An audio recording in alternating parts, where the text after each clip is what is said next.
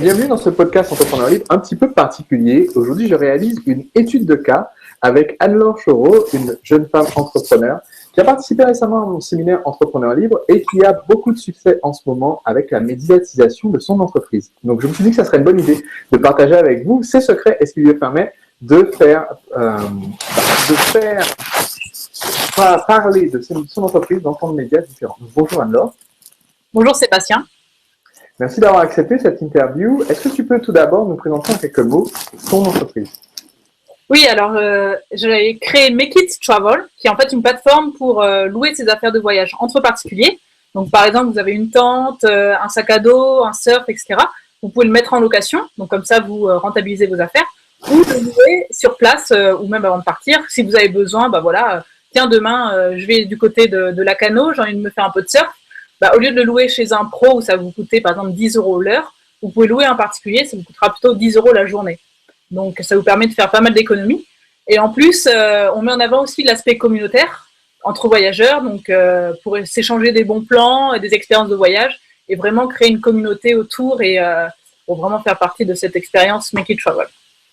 Ok.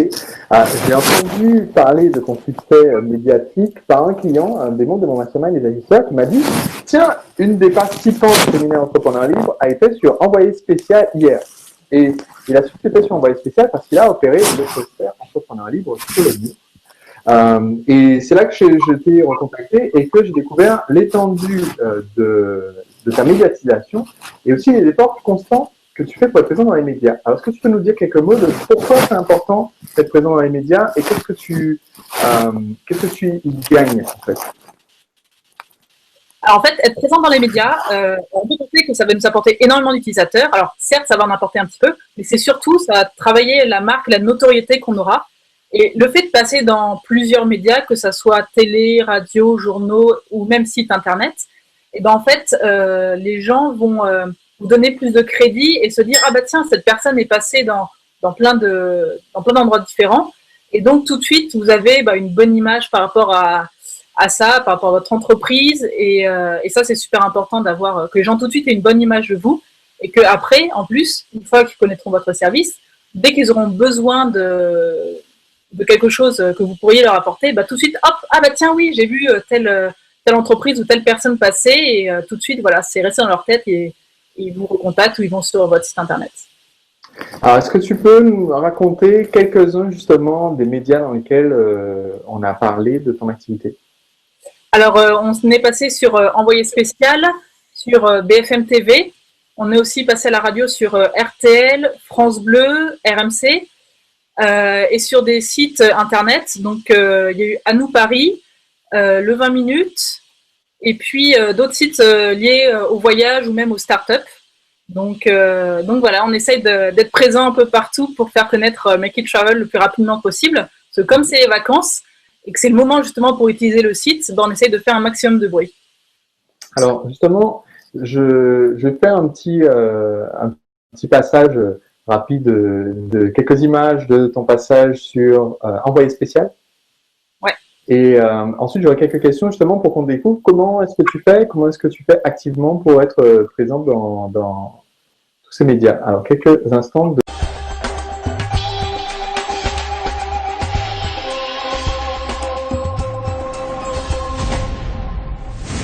C'est une nouvelle façon de voyager que nous allons découvrir maintenant. C'est moins cher et ça a le goût du partage. Vous connaissez certainement l'échange d'appartements ou de voitures, mais avez-vous déjà pensé à prêter votre douche à un voyageur? Ou encore votre jardin à un randonneur? Ou bien encore de louer pour quelques euros votre tente ou votre duvet? C'est ce que l'on appelle le tourisme collaboratif. C'est à la fois du voyage avec du lien et de la solidarité.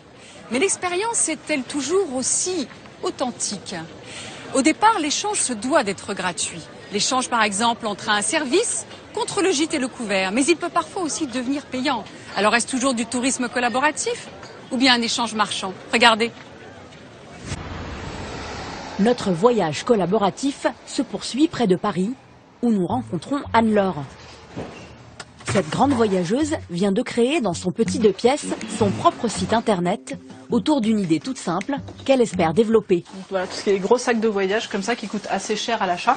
Et je me suis dit, mais il y a sûrement des gens qui ont besoin en fait de ces objets que j'ai et qui veulent pas en fait les acheter neufs parce qu'ils ont besoin pendant une semaine ou juste quelques jours. Et je me suis dit, pourquoi pas les louer? Sur son site, elle propose du matériel de vacances à la location, du sac à dos à la lampe torche. Donc voilà, là il y a beaucoup de guides, il y a des valises, une poussette, une tente. À 1 € la location de guide touristique, le but n'est pas forcément de gagner beaucoup d'argent, mais surtout de défendre une certaine idée du voyage. Pour moi, la consommation collaborative, ça permet à des gens de voyager plus souvent, plus longtemps. Et aussi ce côté, en fait, en utilisant les produits qui existent déjà, on va dire éviter trop de déchets et puis protéger un peu plus la planète, quoi. En étant de reproduire des objets qui au final seront achetés, utilisés 2 jours et rangés dans les placards. Voilà. Pour financer ses propres voyages, elle a déjà fait appel au tourisme collaboratif. Il lui a suffi de partir en vacances à l'étranger avec une liste de courses. J'aimerais beaucoup visiter, c'est la Grèce. Ah oui, Pour cela, elle a utilisé ce système qui propose aux voyageurs de ramener en France des produits introuvables ou vendus moins cher à l'étranger. En fait, je suis tombée sur le site en me promenant sur Internet. Et quand j'ai vu cette idée, j'ai tout de suite adoré parce que je cherchais un moyen un peu de gagner des sous pour rentabiliser mon voyage. Donc là, j'étais déjà aux États-Unis. Et puis, je me suis proposée en tant que voyageur. Et puis, j'ai trouvé des produits à ramener. Et puis, ça m'a rentabilisé facilement entre 1/4 et 1/3 de mon billet d'avion, quoi. Donc c'est une super idée, je trouve. D'un côté, des clients qui commandent des baskets, par exemple. De l'autre, des voyageurs disponibles pour acheter et ramener les objets. Le site garantit la transaction. Les commis voyageurs touchent alors un bonus pour chaque achat, comme Anne-Laure lors de son dernier voyage. Il y avait une Kindle, après des Gingivis, hop, et puis un ordinateur. Et après, donc, je suis allée aux Pays-Bas, et puis j'ai ramené des strop waffles, qui sont des galettes typiques de là-bas. Donc voilà, j'en ai ramené, qui sont d'ailleurs très très bonnes. Et après, je suis allée en Espagne où j'ai ramené de l'alcool pour d'autres personnes qui voulaient de l'alcool spécifique de là-bas. Bon là, après, pour le vin, la marge était moins grande, mais ça m'a permis quand même de gagner quelques dizaines d'euros, ce qui n'est pas négligeable pour des petits voyages comme ça, quoi. Cette génération de jeunes hyper connectés représente des millions de consommateurs à travers le monde. Ils veulent voyager moins cher et surtout autrement. Certains parviennent même à financer l'intégralité de leur séjour grâce à ces échanges de bons procédés. Est-ce que tu peux me dire quelques mots de comment des valeurs à défendre? Ça aide d'avoir justement un média pour en parler. Qu'est-ce qui t'a amené ensuite à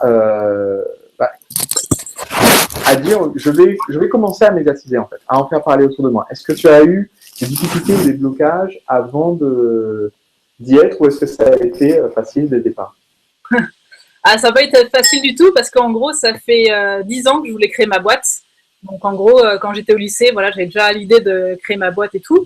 Mais à l'époque, je connaissais personne autour de moi qui avait créé sa boîte. Donc j'étais un peu toute seule. Je ne savais pas où me renseigner. Puis j'avais pas assez confiance en moi pour aller là-dessus, sur ce chemin. Donc j'ai fait des études supérieures, etc. Et donc en fait, j'ai été diplômée il y a quasiment 2 ans maintenant.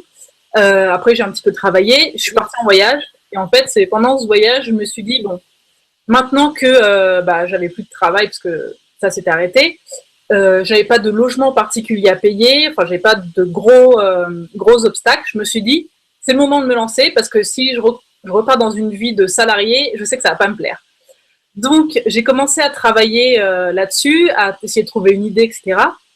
Alors, pour m'aider, parce que j'y connaissais absolument rien, j'ai fait une petite formation entrepreneuriale. Ça m'a énormément aidé. Ça m'a permis en fait de rentrer dans ce monde de start-up, connaître un peu les dessous de comment créer sa boîte, etc. Plein de conseils. Et puis au fur et à mesure, j'ai commencé à travailler sur mon idée. Mais au départ, j'étais toute seule et j'avais du mal à avancer parce que d'une part, il faut énormément d'autodiscipline. Et puis j'avais un peu la tête dans le guidon et je voyais pas où j'allais, quoi. Donc j'étais au ralenti. Et je cherchais un cofondateur pour travailler avec moi sur l'idée, pour notamment développer le site parce que je ne code pas Et j'ai trouvé... Tu as lancé un projet sur Internet sans toi-même savoir développer un site Internet. Et donc, et je cherchais donc quelqu'un qui savait coder et qui voyageait aussi, parce que je voulais garder cet esprit vraiment voyage à travers Make It Travel.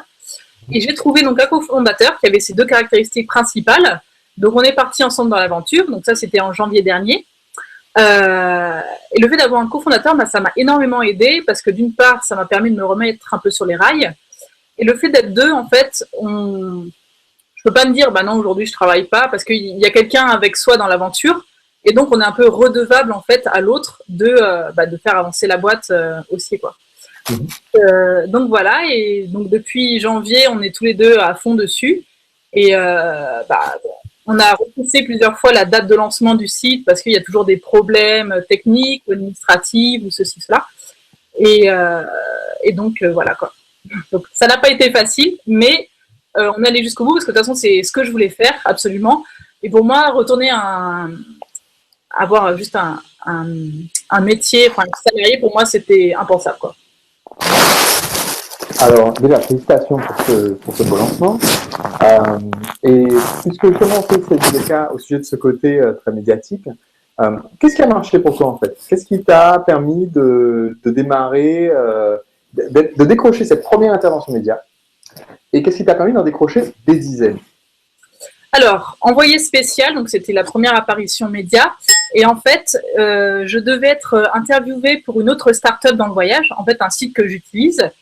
Et parce que j'adore ce site et tout, donc il m'avait demandé de témoigner.